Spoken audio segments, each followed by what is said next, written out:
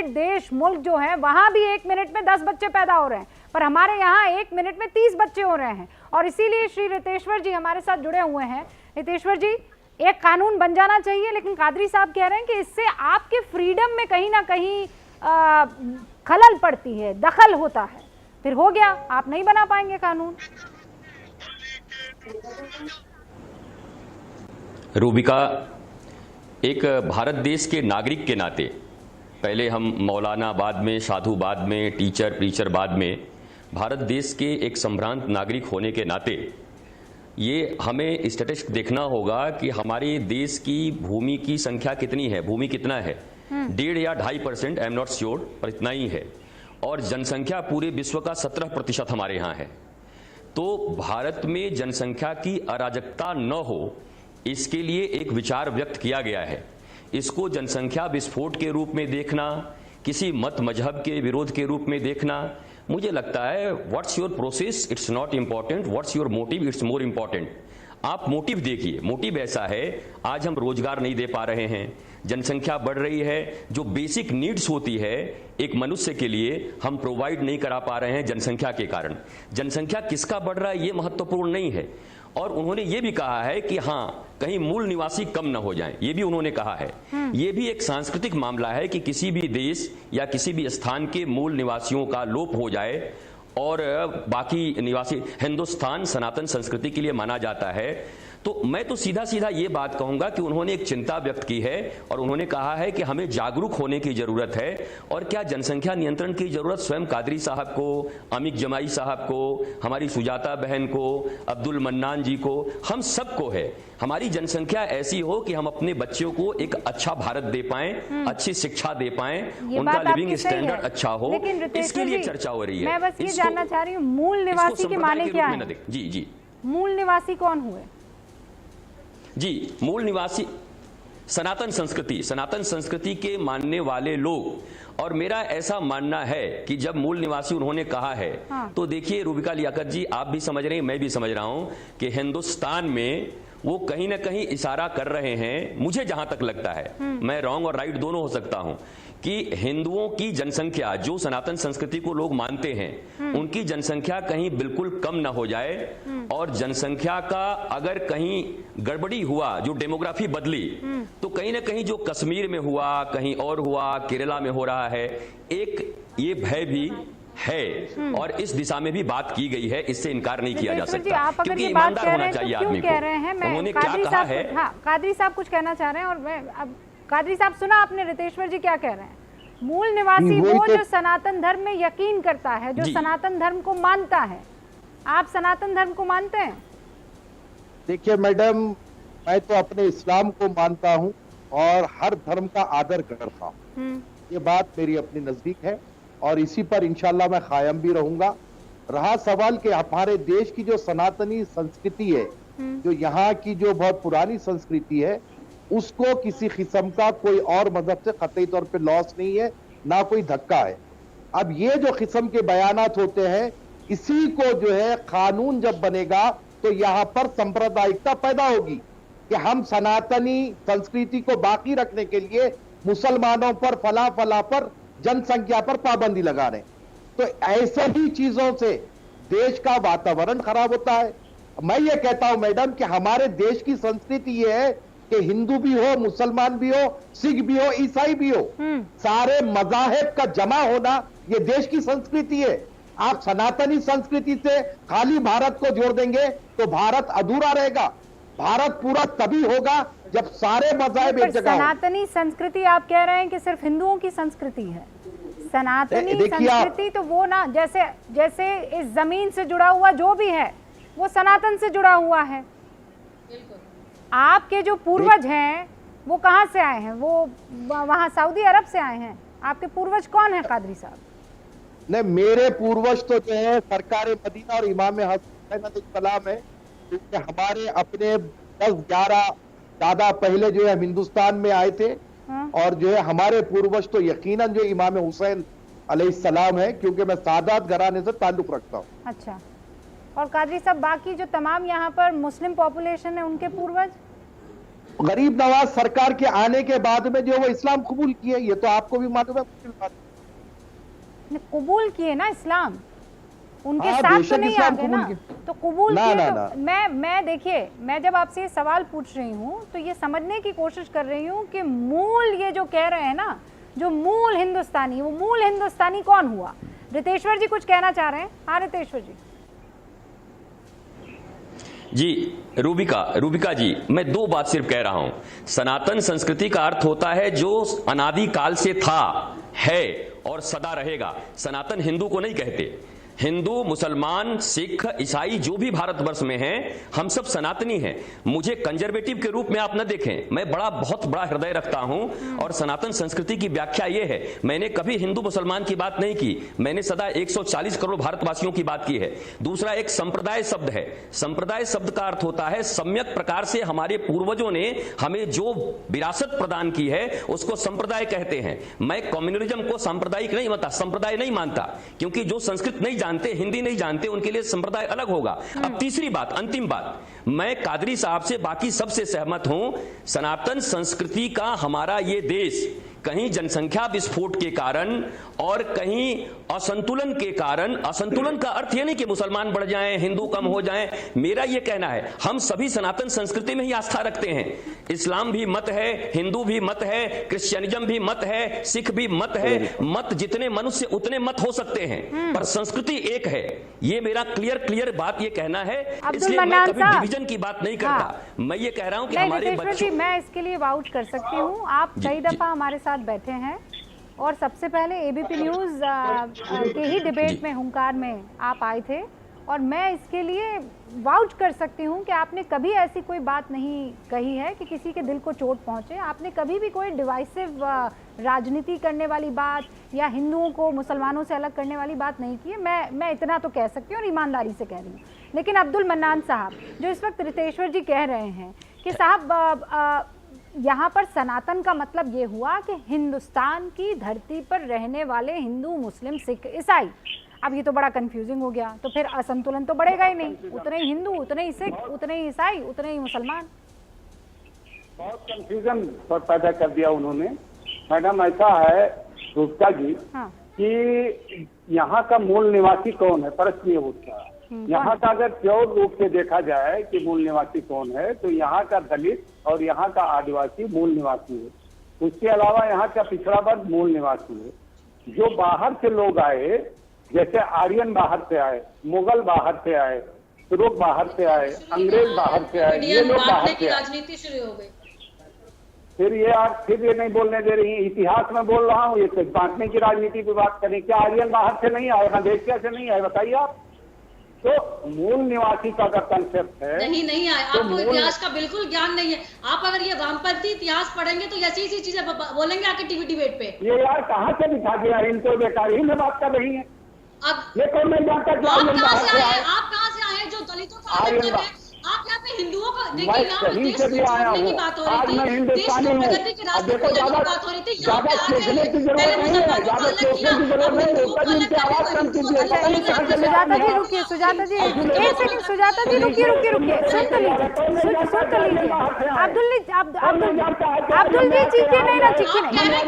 अरे भाई आप दोनों चीखिए मत, आप दोनों चीखिए मत, इट्स अ रिक्वेस्ट। एक सेकंड, आप दोनों की आवाज नहीं समझ में आ रही ना। अरे आप दोनों को ये लग रहा है कि आपकी बातें सुनाई दे रही है, पर आप दोनों की बातें नहीं सुनाई दे। इनफैक्ट मेरी भी बातें मेरा दर्शक नहीं समझ पा रहा होगा। स्क्रीन पर मैं एक ही आदमी को रख रही हूँ इस वक्त, अब्दुल मन्नान जी। सुजाता जी रुक जाइए, मैं आवाज कम कर रही हूँ आपकी। इम्पोर्टेंट डिस्कशन चल रहा है ना। अरे अब्दुल मन्नान साहब रुकिए ना, रुकिए। अरे कहाँ से आए, आप मौजूद थे। आर्यन जब पर्चा दिखाकर हिंदुस्तान आए थे तब आप वहाँ पर मौजूद थे, कैसे पता आपको? कहाँ से आए? हेलो, हाँ। वो भी बाहर से आए थे, उन्होंने भी इन्वाइट किया। उन्होंने भी आदिवासियों के और दलितों के हाथों को मारा और उन्हें गुलाम बनाया। आप कहाँ से आए? निवासियों को गुलाम बनाया। अब्दुल मन्नान साहब, आप कहाँ से आए? झाड़ू बांधा, आप कहाँ से आए? हम हिंदुस्तानी हैं, हम बाहर से भी आ सकते हैं, हम यहाँ मूल निवासी भी हो सकते हैं, लेकिन आज की डेट में डॉक्टर मन्नान इंडियन है और इंडियन की हैसियत से बात कर रहा है। लेकिन आर्यन तो बाहर से आए, आर्यन तो बाहर से आए और आर्यन में आते, आर्यन में आते, सुनिए, देखिए मैं इतिहास की बहुत बड़ी जानकार नहीं हूँ। आर्यन बाहर से आए थे, एक बार जरा वोट हो जाए ना सर, आर्यन बाहर से आए। हाँ ठीक है, सुन तो लीजिए ना सर, वो क्या कह रही है सुजाता पांडे, क्या कह रही है कि आपने जो किताबें पढ़ी हैं, आपकी लाइब्रेरी में जो किताबें हैं, उनमें कुछ और किताबें ज्वाइन करने की जरूरत है, ऐड करने की जरूरत है। सुजाता पांडे, आर्यन बाहर से आए हैं, इसमें आपको क्या परेशानी है? सुनकर क्यों परेशान हो रही है? ओके डॉक्टर साहब,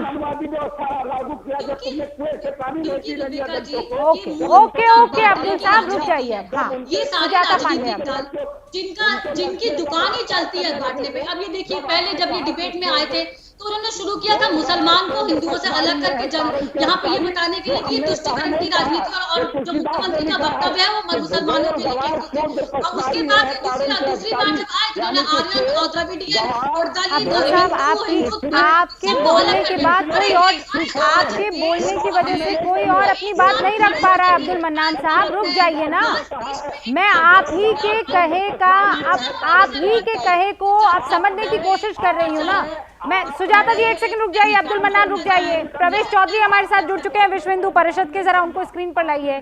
आर्यन बाहर से आए थे, मूल निवासी दलित है, मूल निवासी पिछड़ा वर्ग है, मूल निवासी कौन है वो अभी डॉक्टर मन्नान बता रहे थे। डॉक्टर मन्नान की शायद उन तक मेरी आवाज नहीं पहुंच पा रही है।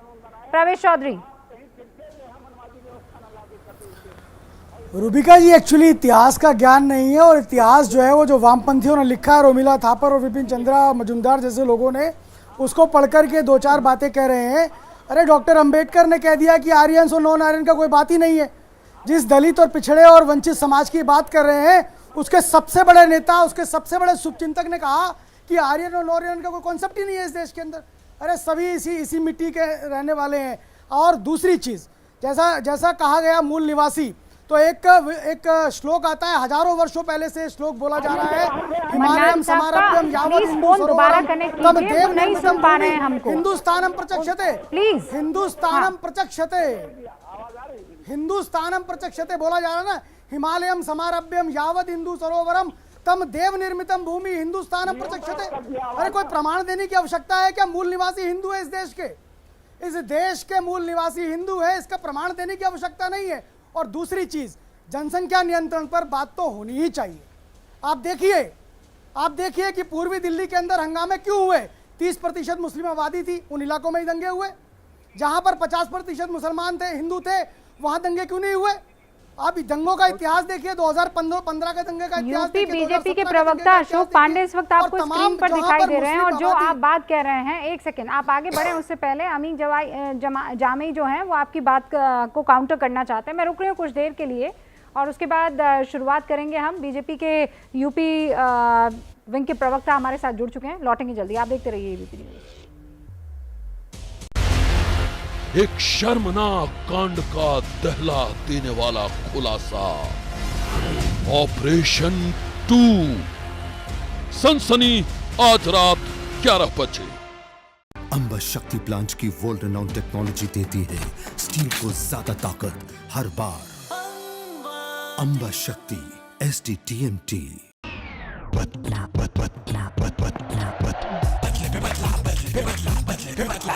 बदला गेम रेड बॉल से व्हाइट 36 के आंकड़े का फाइट। वर्ल्ड कप माही कोहली का मसला, क्या इंडिया ले पाएगा बदला? India tour of England ODI series streaming live on Sony live. बदले पे बदला। जरूरी है सूरज का इंतजार ना करना, जरूरी है बड़े ख्वाब देखना और ख्वाबों को हकीकत बनाना, क्योंकि जिंदगी में आगे बढ़ते रहना सबसे ज्यादा जरूरी है। बायोस्टैट का बायोजाइम, बढ़ना जरूरी है। सिर्फ जीवनसाथी.com पर ही आप कर सकते हैं अपने मैचेस से फ्री में चैट। जब बातें करेंगे तभी तो मिलेगा मनचाहा जीवन साथी। आज ही डाउनलोड कर लो जीवन साथी। जाने दो ना। बाइक इंश्योरेंस नहीं है ना? टेंशन नहीं, बाइक इंश्योरेंस लो फोन पे, स्टार्टिंग एट ₹1.5 per day। जब देश के लिए क्रिकेट खेलो तो हाथ में बल्ला और दिल में जज्बात होने चाहिए। मैं तापसी पन्नू लेकर आई हूँ शाबाश मिठू वंडर सीमेंट के साथ। आइए 15 जुलाई को अपने नजदीकी सिनेमाघरों में और देखिए, जब दिल में हो जज्बात तभी तो होती है एक परफेक्ट शुरुआत। मेरी मानिए तो IDFC फर्स्ट बैंक के सेविंग्स अकाउंट को इंडिया के बेस्ट सेविंग्स अकाउंट्स में गिना जाता है, क्योंकि ये देता है सही इंटरेस्ट रेट, वो भी क्वार्टरली नहीं बल्कि हर महीने। IMPS, डेबिट कार्ड और चेकबुक पे है लो चार्जेस। यही तो है इनकी ऑलवेज यू फर्स्ट वाली सर्च। IDFC first bank, always you first. हर खबर के होते हैं कई पहलू। तो ये उम्मीद है मोदी का सच क्या है, सही क्या है, निष्पक्ष क्या है और क्या है पर्दे के पीछे। देखिए मेरे साथ हर खबर का संपूर्ण विश्लेषण। मास्टर स्ट्रोक सोमवार से शुक्रवार रात 9 बजे ABP न्यूज पर।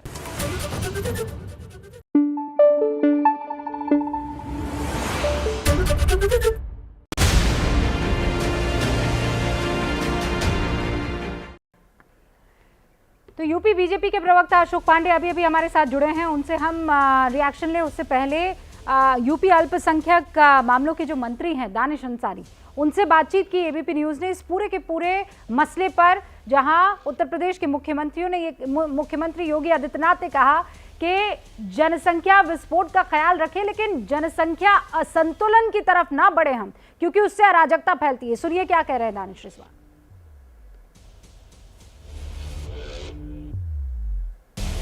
जनसंख्या को लेकर मुख्यमंत्री योगी आदित्यनाथ के बयान को लेकर आज काफ़ी चर्चा है। मेरे साथ यूपी के अल्पसंख्यक कल्याण राज्य मंत्री दानिश आजाद साहब हैं। दानिश भाई, मुख्यमंत्री जी ने जनसंख्या को लेकर के जो बयान दिया है, उस बयान के मायने किस तरह से आप देखते हैं, और अपने जो कौम के लोग हैं उनके बीच में जाकर के आप किस तरह से मुख्यमंत्री का ये जो बयान है उसको लोगों के बीच ले जाएंगे, अवेयर करने का काम करेंगे? देखिए, जनसंख्या नियंत्रण होना ये एक इम्पॉर्टेंट फैक्टर है, और जैसे जैसे समय बढ़ता है हमको भी उन चीज़ों पे चर्चा करनी चाहिए जिससे कि हम और अधिक विकास की तरफ तेज़ी से बढ़ें। जिस तरीके से सरकार योजनाएं लाती हैं, अगर हमारी जनसंख्या सही रहेगी तो उन योजनाओं का लाभ धरातल पे सबको सही तरीके से मिल पाएगा, चाहे रोजगार की व्यवस्था हो, चाहे अन्य कोई भी योजना हो। साथ ही साथ पर्यावरण ये भी एक इम्पॉर्टेंट फैक्टर है जो सीधे जनसंख्या से कनेक्टेड है।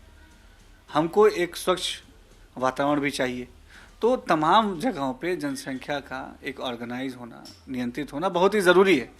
और जैसा कि माननीय मुख्यमंत्री जी ने कहा है, हम सबको भी आगे बढ़ के, और आज समाज भी सकारात्मक दिशा में आगे बढ़ रहा है, सकारात्मक चीज़ों के लिए खुद प्रेरित हो रहा है, दूसरों को प्रेरित कर रहा है, तो हम सबको जनसंख्या के प्रति गंभीरता से विचार करते हुए जो गाइडलाइंस है, रूल रेगुलेशन है, उसको फॉलो करते हुए अपने समाज को, अपने देश को विकास की तरफ आगे ले जाना है। एक पॉइंट उसमें था रिलीजियस डेमोग्राफी का, जो मुख्यमंत्री जी ने कहा है, तो इसको लेकर के पहले भी चर्चा होती रही है। ये रिलीजियस डेमोग्राफी सर क्या है?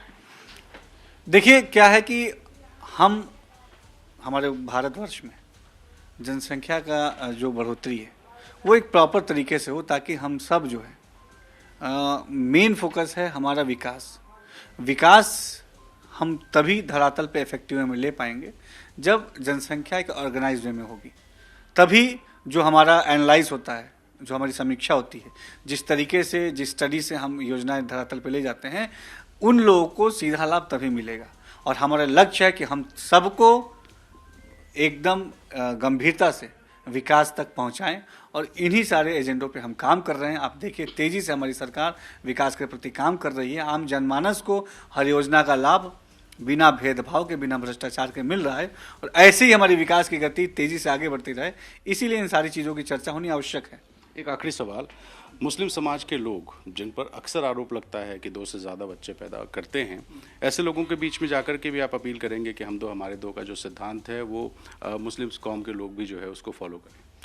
देखिए, आज का मुसलमान ये जागरूक मुसलमान है, और ये हमारी कौम अपने तरक्की के लिए लगातार संजीदा है।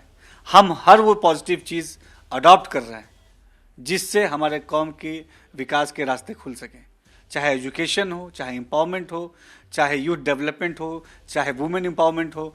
हर मुद्दे पे हमारी कौम संजीदगी से आपस में चर्चा करके पॉजिटिव दिशा में आगे बढ़ रही है। आज हमारी शिक्षा का स्तर बढ़ रहा है, हम शिक्षित हो रहे हैं, हमको रोजगार के अवसर उपलब्ध हो रहे हैं, हम समाज की मुख्य धारा से जुड़ रहे हैं। जो सरकार की योजनाएं हैं, सरकार के प्रयास हैं, इन प्रयासों से और इन योजनाओं के माध्यम से हमें सीधा लाभ मिल रहा है, हमारे तरक्की के रास्ते खुल रहे हैं। तो हम भी अब पॉजिटिव अप्रोच की तरफ आगे बढ़ रहे हैं और जो भी चीज़ हमारे कौम के लिए, डेवलपमेंट के लिए ज़रूरी है, हम उस चीज़ को अडॉप्ट ज़रूर करेंगे। बहुत शुक्रिया। तो दानिश आज़ाद साहब को सुन रहे थे, जिन्होंने कहा कि मुख्यमंत्री ने जो बयान दिया है उसका सीधा मतलब डेवलपमेंट से है और सरकार की योजनाएं सही तरीके से लोगों तक पहुंचे, उसको जोड़कर देखा जाना चाहिए। ऐसे में मुस्लिम समुदाय हो, हिंदू समुदाय हो या देश में रहने वाला कोई भी धर्म, हर व्यक्ति जनसंख्या नियंत्रण को माने, फॉलो करे और ऐसे में देश की तरक्की हो और सरकारी योजनाओं का लाभ हर आदमी को मिल सके। कैमरा पर्सन प्रेम सिंह के साथ रणवीर, एबीपी न्यूज़, लखनऊ। आप बैठिए। दानिश रिजवान को आप सुन रहे थे, उन्होंने कहा कि इसका सीधा सीधा जो मतलब है वो यही है कि जो भी सरकारी नीतियां होती है वो सब में जानी चाहिए, असंतुलन नहीं होना चाहिए। लेकिन जो अहम सवाल है उस सवाल का जवाब देने से बचते हुए नजर आए, ये तो साफ दिख रहा है। और इसीलिए अब हमारे साथ जुड़ चुके हैं रितेश्वर जी, हमारे साथ इनफैक्ट अब नहीं है, लेकिन हमारे साथ अशोक जी जुड़ चुके हैं जो कि यूपी बीजेपी के प्रवक्ता हैं। अशोक जी, असंतुलन नहीं होना चाहिए जनसंख्या का, इसके क्या माने हैं? पहले आप मुझे ये समझा दीजिए।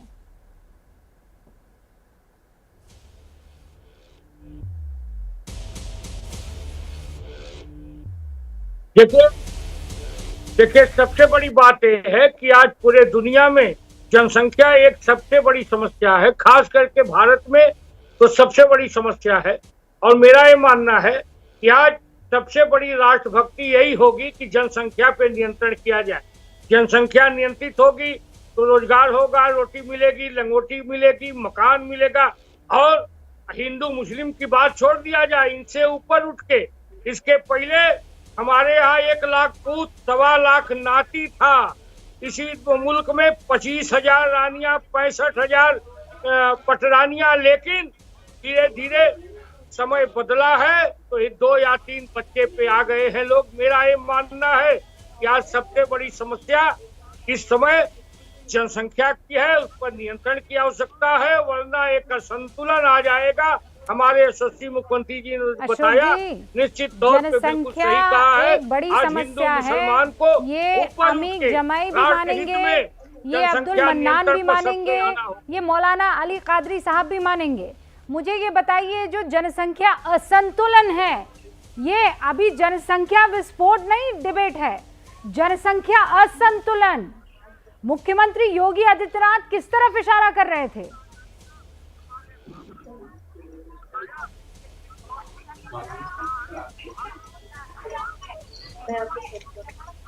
देखिए निश्चित तौर पे इस समय जनसंख्या असंतुलित है।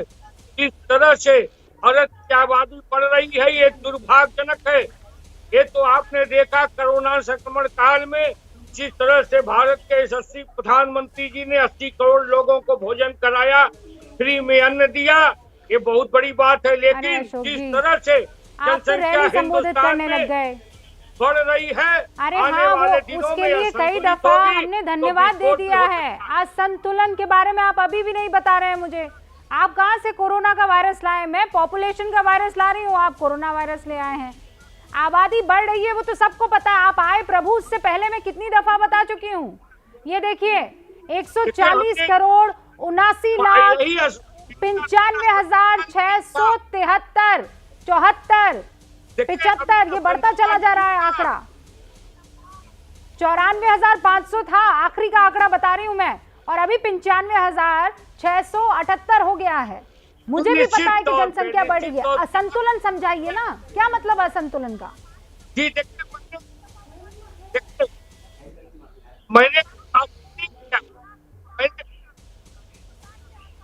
मैंने कोई भाषण नहीं किया, मैंने बताया कि अगर असंतुलन हो जाएगा तो जिस तरह से इस देश में संकट आया था, निश्चित तौर पे विस्फोट माना जाता। मेरा ये मानना है कि निश्चित तौर पे सबसे बड़ी समस्या हिंदुस्तान के अंदर जनसंख्या नियंत्रण है।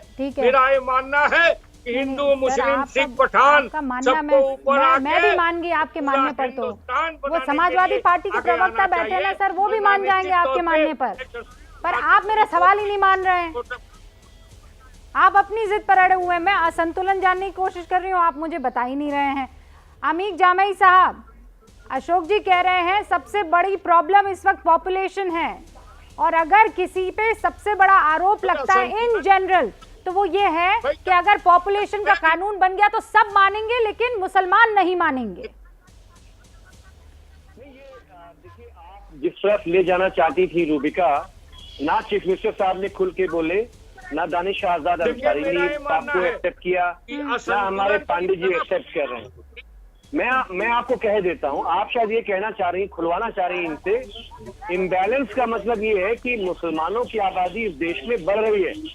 मुसलमान जो है हमारे रिसोर्सेज पे या चीजों पर इम्बैलेंस क्रिएट करना चाहते हैं, ये बात नहीं करना चाहते। लेकिन हम ये कह रहे हैं, आज जब ये बहस मैं तो ये समझना चाह रही हूँ अमीक जामई साहब, और वैसे भी अगर आप पॉपुलेशन ग्रोथ की बात करें मुसलमानों की, तो मेरे पास पूरा आंकड़ा है 1991 से लेकर 2011 तक का। अभी का जो आंकड़ा है वो ये बताता है कि हिंदू आबादी की जो ग्रोथ रेट है उससे तो मुसलमानों की आबादी 50% ज्यादा है, लेकिन टुवर्ड्स द फॉल है।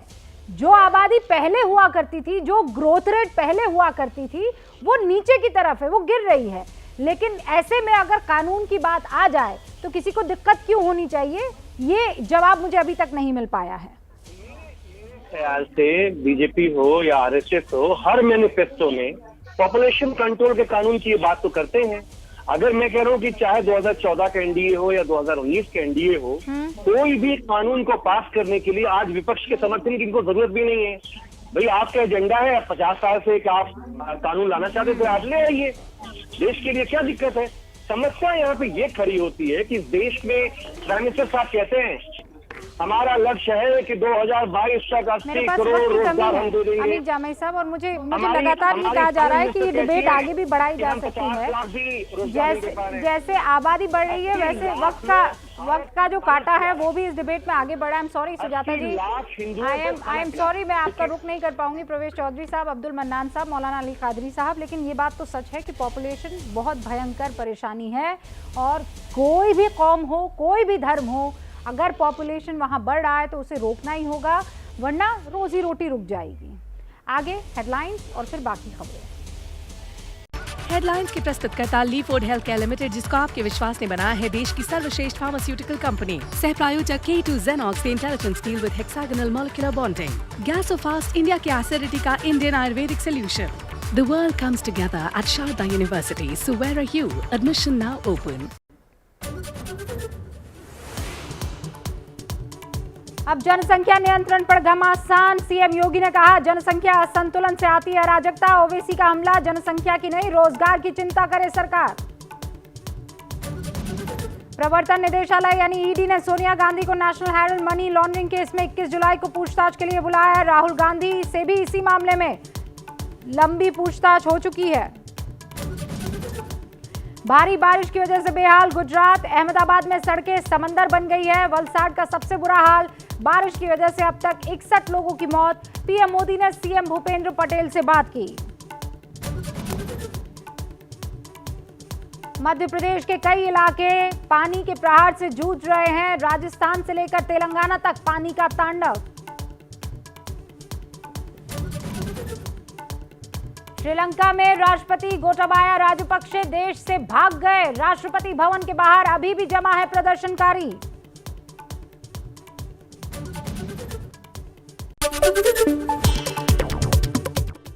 यूपी के मुख्यमंत्री योगी आदित्यनाथ ने कहा जनसंख्या नियंत्रण ऐसा हो ताकि सिर्फ किसी एक वर्ग की आबादी तेजी से न बढ़ पाए। ये असंतुलन अव्यवस्था और अराजकता लाता है। योगी के बयान पर असदुद्दीन ओवैसी ने सवाल उठाए। ऐसा नहीं कि किसी वर्ग की आबादी बढ़ने की स्पीड, उनका प्रतिशत ज्यादा हो, एक समय के बाद अव्यवस्था और अराजकता जन्म लेने लगती है। नई संसद में राष्ट्रीय चिन्ह की मूर्ति के उद्घाटन पर एमआईएम सांसद ओवैसी ने सवाल उठाए। उद्घाटन तो लोकसभा स्पीकर को करना चाहिए था, क्या मोदी सरकार संसद में स्पीकर से ऊपर है?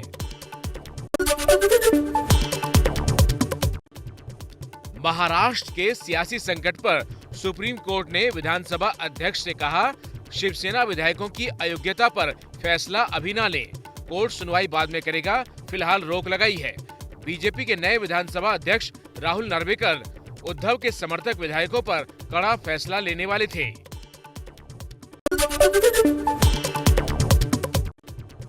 नई संसद भवन की छत पर करीब 6 मीटर का अशोक चिन्ह लगाया गया है। इसका वजन भी करीब 9,500 किलो है। पूरा कांसे से बनाया गया है। सेंट्रल विस्टा एवेन्यू के रीडेवलपमेंट प्रोजेक्ट के तहत विजय चौक से इंडिया गेट तक का काम 18 जुलाई तक पूरा होना है।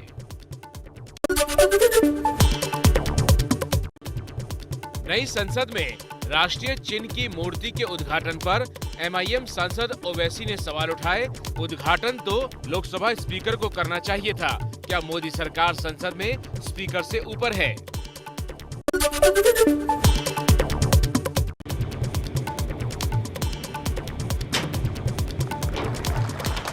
प्रधानमंत्री नरेंद्र मोदी ने संसद भवन की नई इमारत की छत पर लगे अशोक स्तंभ का अनावरण किया। ये अशोक स्तंभ कांसे से बना है। इसकी ऊंचाई 6.5 मीटर है।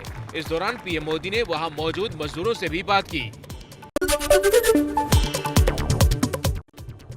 16 जुलाई को प्रधानमंत्री नरेंद्र मोदी बुंदेलखंड एक्सप्रेसवे का उद्घाटन करेंगे। आज मुख्यमंत्री योगी आदित्यनाथ ने एक्सप्रेसवे का निरीक्षण किया। गोवा कांग्रेस में टूट की खबर। कांग्रेस के 5 विधायक बीजेपी में शामिल हो सकते हैं। अब सिर्फ 6 विधायक कांग्रेस पार्टी के साथ हैं। गोवा में कांग्रेस के कुल 11 विधायक हैं। गोवा कांग्रेस में टूट की खबर पर बोले मुख्यमंत्री प्रमोद सावंत, कहा, हमारी पार्टी को किसी की जरूरत नहीं, हमारी गठबंधन सरकार स्थिर है। कांग्रेस के पास नहीं है कोई काम, इसलिए लगा रही है आरोप। हमें किसी की कोई जरूरत नहीं है, हमारा स्टेबल गवर्नमेंट है। 25 MLA का हमें सपोर्ट है। अभी उनको कुछ काम नहीं है, इसलिए वो यहाँ आके ब्लेम करने का नाटक कर रहा है।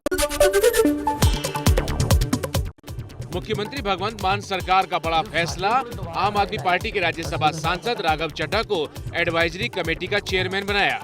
ये कमेटी पंजाब सरकार को कामकाज के बारे में सलाह देगी। केंद्र सरकार का मत्तेवाड़ा प्रोजेक्ट पंजाब में रद्द हुआ। लुधियाना में 1000 एकड़ में टेक्सटाइल इंडस्ट्री लगनी थी। जंगल हटाए जाने के विरोध पर पंजाब के मुख्यमंत्री ने फैसला बदला। जम्मू कश्मीर में सुरक्षा बलों को बड़ी कामयाबी। अवंतीपोरा में मुठभेड़ में जैश कमांडर कैसर कोका समेत 2 आतंकियों को मार गिराया गया। 2018 से घाटी में एक्टिव था आतंकी कोका।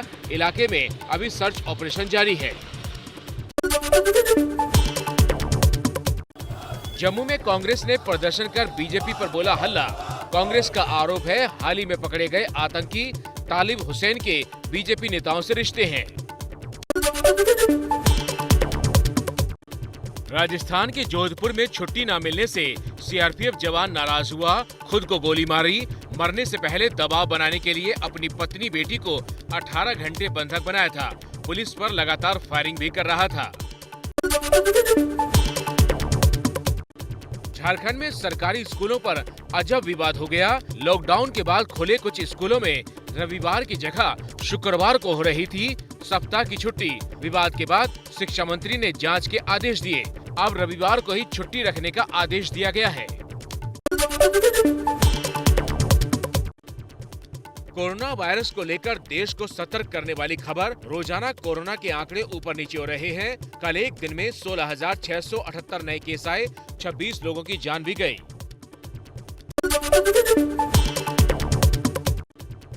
श्रीलंका के राष्ट्रपति भवन में जनता का कब्जा जारी है। राष्ट्रपति भवन में आम लोगों की तस्वीरें पूरी दुनिया में वायरल हैं। राष्ट्रपति के बेडरूम से लेकर स्विमिंग पूल तक आम लोगों की भीड़ जुटी है।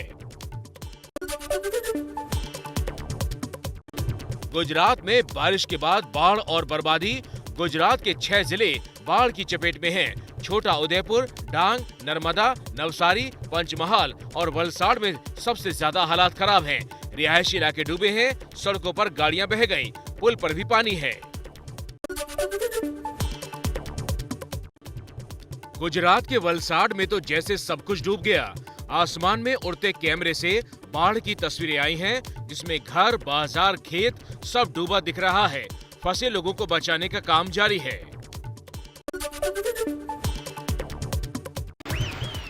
हादसे के बाद एक बार फिर शुरू हुई अमरनाथ यात्रा। पंचतरणी रूट से बाबा के दर्शन को आगे बढ़े श्रद्धालु। पवित्र अमरनाथ गुफा के पास बादल फटने से 15 से ज्यादा लोगों की मौत हो गई थी। अभी भी कई लोग लापता हैं। बिना टर्म लाइफ इंश्योरेंस लिए मरना मतलब A घोर पापी, B घोर पापी, C घोर पापी, D घोर पापी। ये कैसी चॉइस है? चॉइसेस तो जिंदगी में थी, फिर भी इंश्योरेंस नहीं लिया, परिवार का भी नहीं सोचा। पॉलिसी बाजार पे 1 करोड़ रुपए का टर्म लाइफ इंश्योरेंस सिर्फ 450 रुपए महीने से शुरू। शुगर। Thank you. मोहल्ले में बड़ी मिठास बांटी जा रही है। अरे वो जियो मार्ट पे 1 किलो चीनी 9 रुपए में मिलती है ना, तो मैंने सोचा इस बेचारी की मदद करनी बनती है ना। बेचारी माँ सही कहती थी, ये लड़का कुछ ज्यादा ही स्वीट है।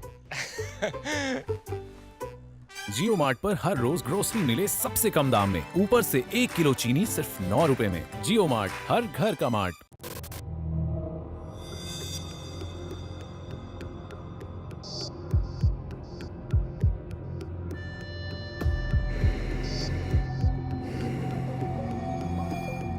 हमारे परिवारों को सांस लेने के लिए संघर्ष नहीं करना पड़ेगा।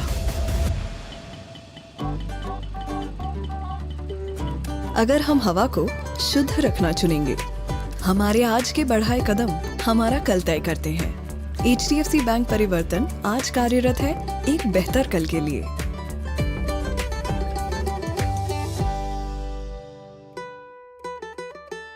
हमने फसल बीमा योजना को अधिक प्रभावी बनाया, उसके दायरे में ज्यादा किसानों को लाए। नहीं है डर नहीं फिकर, मिली हमें नई डगर, फसल का करवा के बीमा, किसान की चिंता को छीना। आज ही प्रधानमंत्री फसल बीमा योजना से जुड़ें और निश्चिंत हो जाएं। कृषि एवं किसान कल्याण मंत्रालय, भारत सरकार। हटाओ बीता कल, विजॉन से जीतो अगला पल। Vijohn foam the world's largest selling shaving cream का विश्वास। हटाओ बीता कल, विजॉन से जीतो अगला पल। इंडिया चाहता है कि वो समझे खबरों के पीछे का खेल। इंडिया चाहता है कि वो जाने खबरों की गहराई से निकली असली खबर। इंडिया चाहता है कि वो देखे खबरों का असली चेहरा।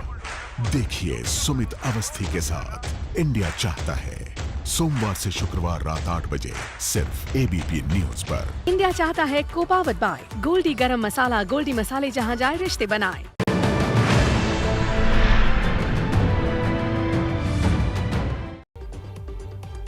नमस्कार, तेज रफ्तार खबरों के बुलेटिन पंचनामा के साथ हाजिर है हम 5 एंकर्स। मैं रुमाना इसार खान। बात करेंगे बाढ़ से बदहाल गुजरात की। नमस्कार, आपके साथ मैं हूं शगुन शर्मा। पीएम मोदी ने नई संसद के अशोक स्तंभ का अनावरण कर दिया है, जिस पर अब सियासी विवाद भी शुरू हो गया है। नमस्कार, मैं अखिलेश आनंद हूं। सीएम योगी आदित्यनाथ के जनसंख्या वाले बयान पर वार पलटवार शुरू हो गया है। नमस्कार, मैं हूं आपके साथ सोनल। तमिलनाडु में जयललिता की पार्टी में कब्जे को लेकर घमासान तेज हो गया है। नमस्कार, पंचनामा में मैं हूं आपके साथ शीरीन। ये तमाम खबरें होंगी, लेकिन आइए शुरुआत बुलेटिन की करते हैं गुजरात में बादलों के गदर की खबर से। गुजरात के कई शहर पानी में डूब गए हैं। वलसाड का सबसे बुरा हाल है।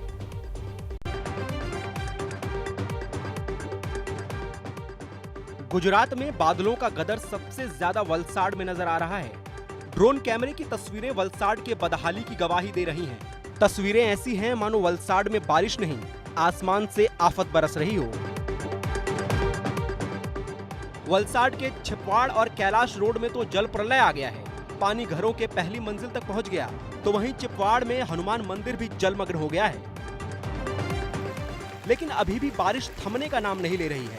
लगातार बारिश के बाद नदियों और बांधों का जल स्तर बढ़ रहा है। मधुबन डैम से करीब 15 लाख क्यूसेक पानी छोड़ा गया है, जिससे दमन गंगा नदी पूरे उफान पर है। बाढ़ के हालात के बीच रेस्क्यू ऑपरेशन शुरू हो चुका है। हिंगलाज माता मंदिर में फंसे 4 लोगों का रेस्क्यू कर सुरक्षित स्थानों